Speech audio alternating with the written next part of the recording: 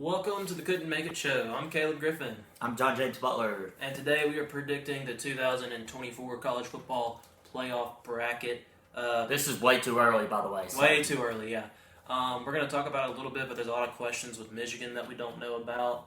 They have a pretty tough schedule this year, and if they lose some major pieces, including their head coach, our predictions could very well change. Maybe we'll make one closer to college football time and have a better understanding of these teams. So just a way too early prediction. And let's get into it, I guess. Mm-hmm. All right, so I got our list pulled up right here. At number 12, we'll go from 12 down. So obviously, 12-team playoff next year. The way it's set up is that two group of five schools, conference champions, the two best have to go down. The two highest ranked, or the six highest ranked conference champions get an automatic bid.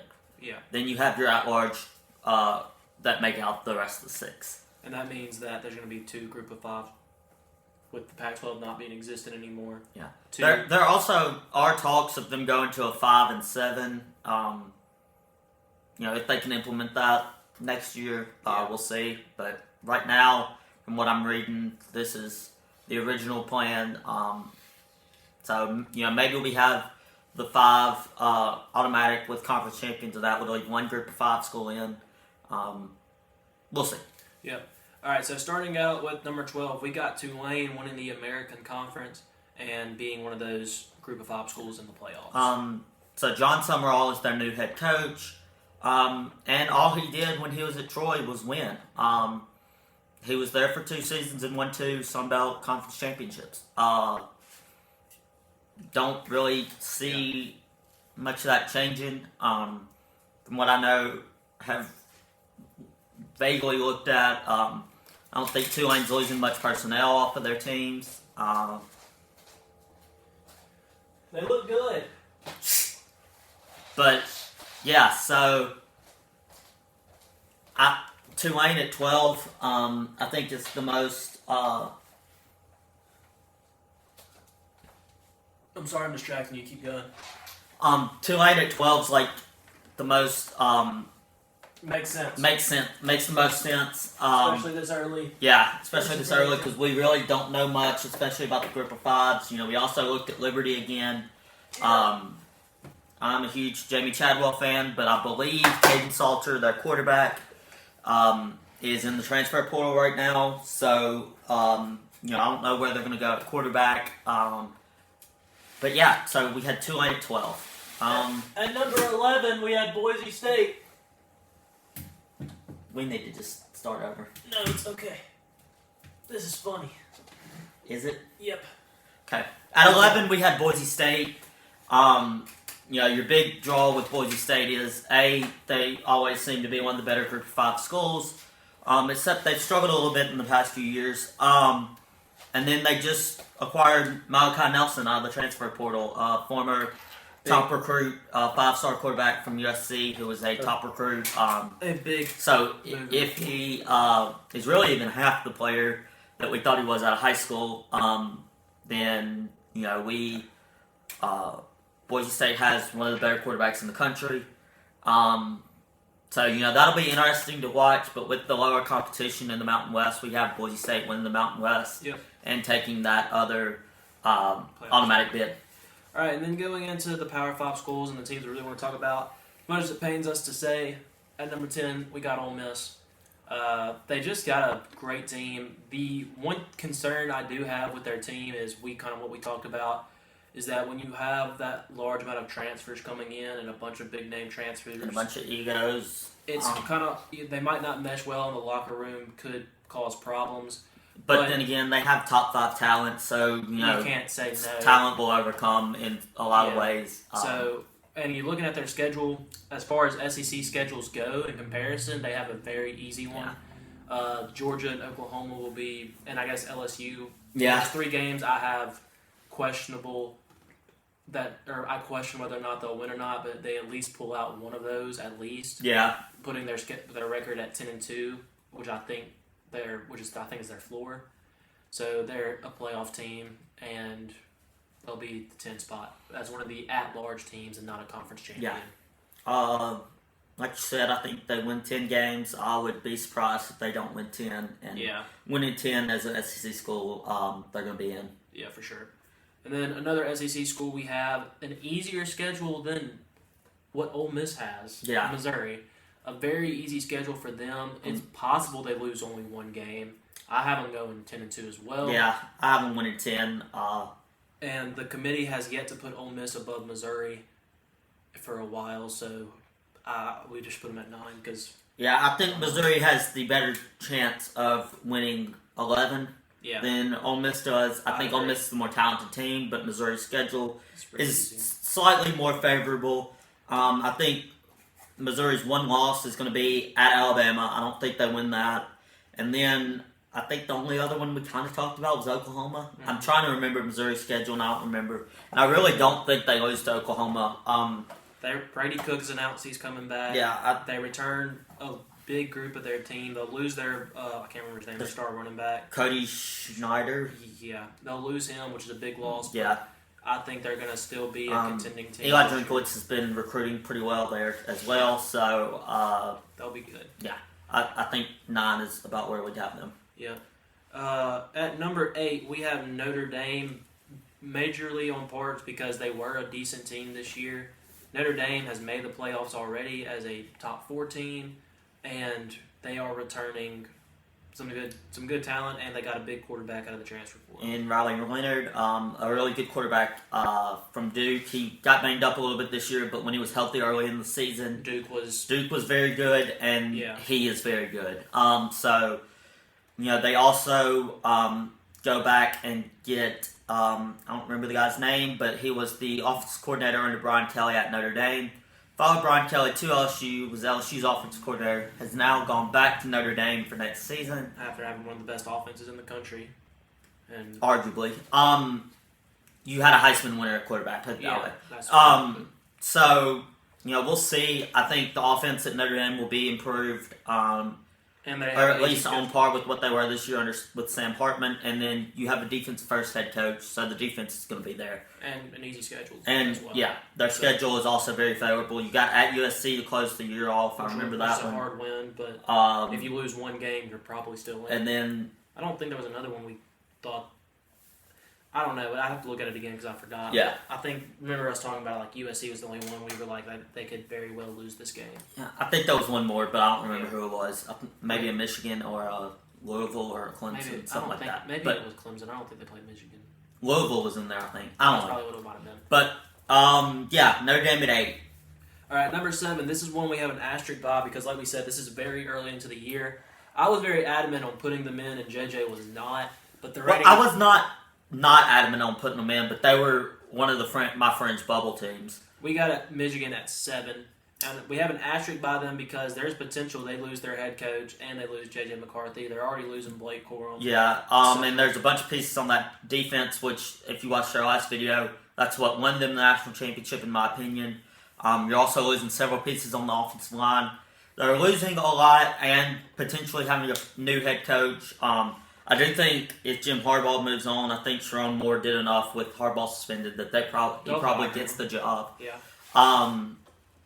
If they can't go out and land a big fish, which they very well could. But at this point in the year, I don't think a big fish is going to. Yeah, I don't know. That is a good point. But I think they probably will take a swing at a few big ones, and then if they get turned down, go with Sharon Moore, which is not a bad hire at all. I don't think it's a bad hire at all. But,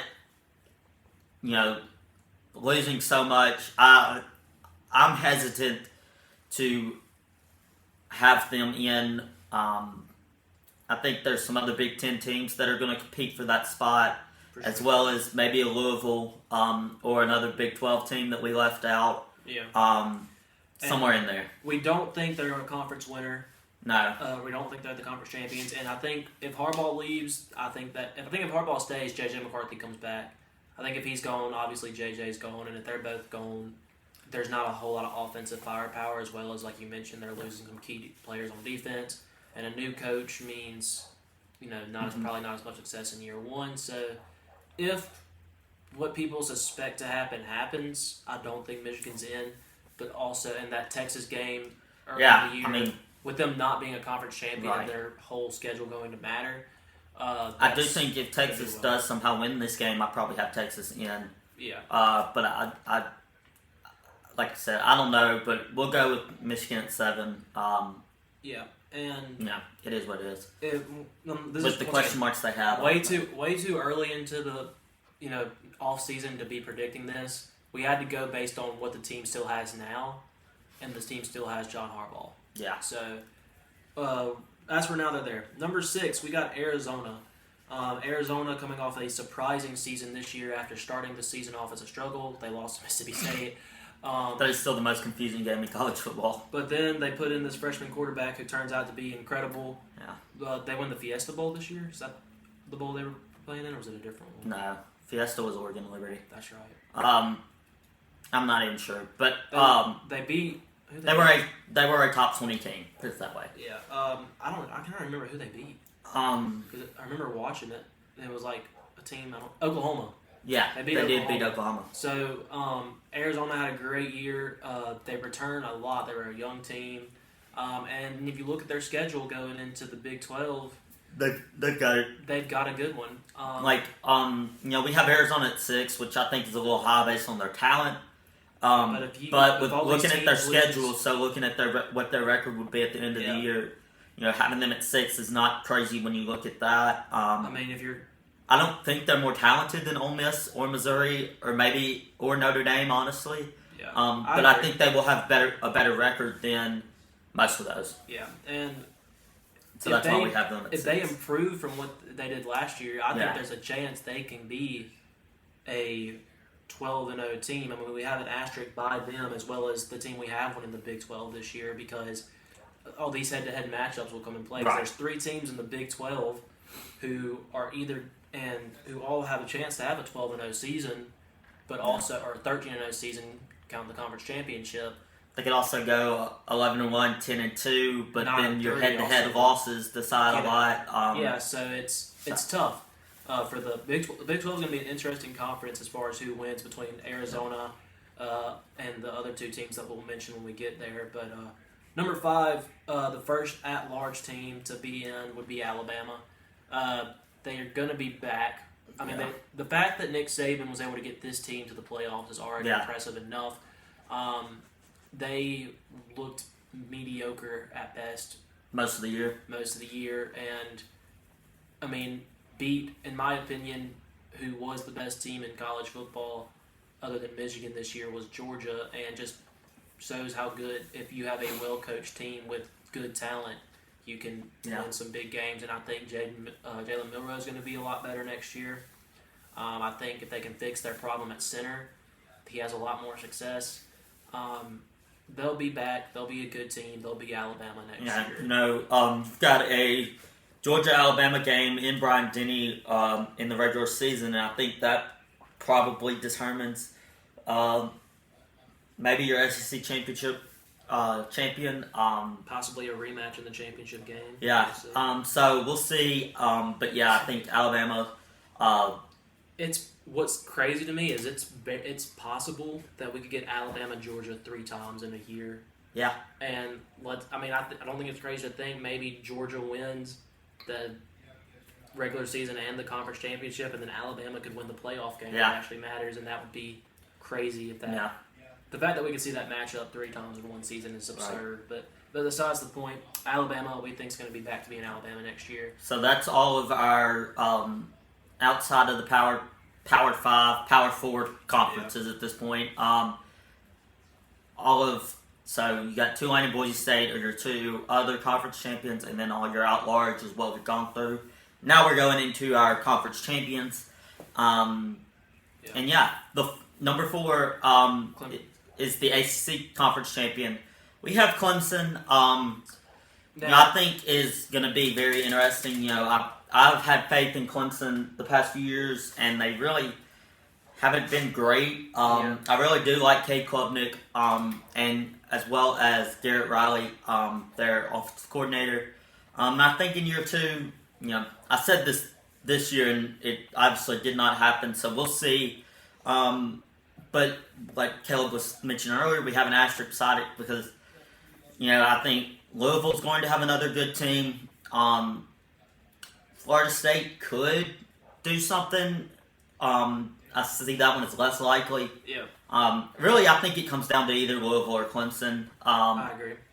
But you kind of got to mention Florida State too. But yeah, I think Clemson just seemed like the best one out of the ACC. And it's crazy because, I mean, we look at their schedule. They do have to play Georgia.